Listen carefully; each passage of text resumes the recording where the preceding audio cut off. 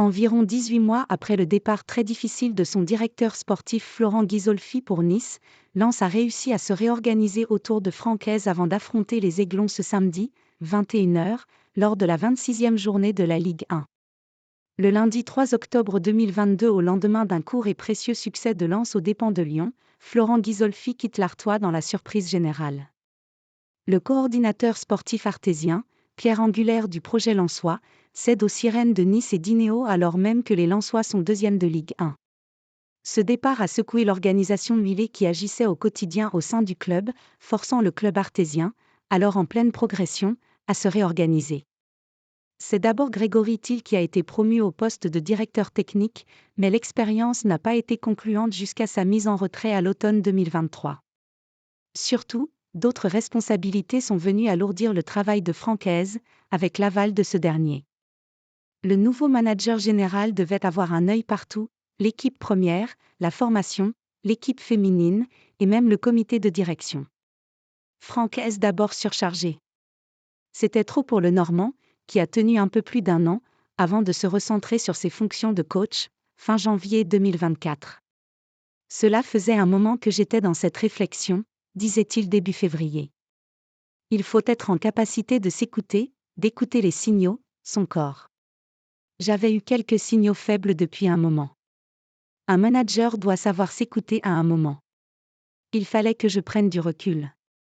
Il n'y avait pas 50 solutions, soit j'arrête d'entraîner, soit je quitte mon poste de manager général. L'entraîneur, qui fait trace à 160e sur le banc de Lens, 5e, 42 points, contre l'OGC Nice, 6e, 40 points, a été écouté par ses dirigeants qui ont compris ce choix mûrement réfléchi. Je ne voulais pas aller dans l'usure. J'ai donc pris cette décision. Cet élément factuel a été écouté par ma direction. Si je me recentre sur le métier d'entraîneur, c'est que j'ai toujours envie d'entraîner. Cela fait 7 ans que je suis à Lens, ça fait 7 ans que je suis heureux. La donne n'a pas changé un mois et demi après. C'était une bonne chose de le faire. J'en suis certain aujourd'hui. Il fallait que je me ménage pour mieux donner une énergie positive autour de moi, et éviter d'être trop fatigué et trop irritable par séquence, confirme-t-il. Puis soulagé. Son groupe, de son côté, n'a noté aucune modification d'envergure dans la façon d'être au quotidien de son technicien.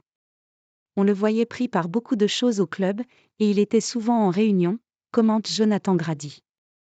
Ce changement a donc dû l'alléger d'un poids, mais avec nous, son fonctionnement a toujours été le même. Si son agenda lui permet de moins s'éparpiller, Francaise a néanmoins conservé certaines tâches dont il n'avait pas la charge avant de devenir manager général. Les fonctions sont plus élargies, car les choses ont évolué. J'avais déjà, avant, sur le plan sportif, mon mot à dire sur le recrutement, sur les rentrées, les sorties. J'ai encore plus d'informations qu'avant. Je suis resté dans le comité de direction également. Je suis le seul du sportif à y être. Je serai aussi invité au prochain comité exécutif et il est possible que j'y passe.